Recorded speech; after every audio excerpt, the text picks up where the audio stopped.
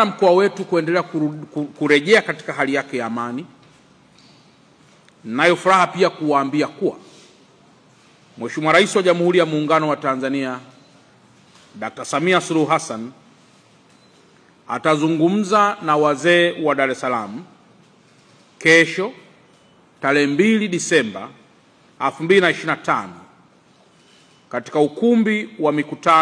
ukumbi wa kimataifa wa mikutano wa Julius Nyerere kuanzia saa 5 asubuhi na kuendelea. Mheshimiwa Rais katika kuzungumza na wazee wa mkoa wa Dar es Salaam atatumia pia nafasi hiyo kuhutubia taifa.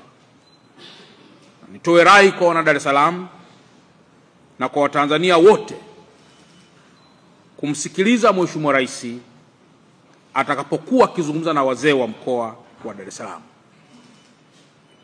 Hii ni moja ya hatua kubwa anayoichukua Mheshimiwa Rais wa Jamhuri ya Muungano wa Tanzania ili kuhakikisha nchi yetu si tu inaendelea kurejea katika amani, lakini pia inaendelea kuwa kitu kimoja, inaendelea kujenga taswira njema ndani na hata nje ya taifa letu, lakini inaendelea pia kukuza na kuimarisha diplomasia yake, ikiwa pamoja pia na kuhakikisha nchi yetu inaendelea kuwa kivutio cha uwekezaji kwa mataifa yote. Aidha, Mheshimiwa Rais katika kuhutubia huko ataambatana pia na wageni wengine wengi, wakiwepo viongozi wa serikali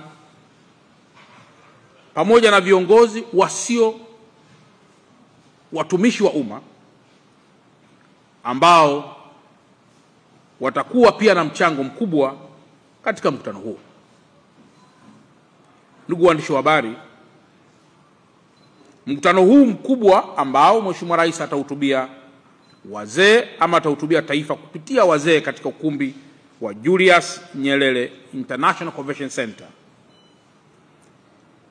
ni mkutano muafaka unaorejesha matumaini na kuendelea kuponya pale ambapo Watanzania waliumia. Niendelee tena kutoa rai kwamba kwa wale wote walioalikwa katika mkutano huo kufika mapema kwa mujibu wa ratiba walionayo, ili Mheshimiwa Rais anapofika ukumbini saa 5 mkutano huo uweze kuanza mara moja.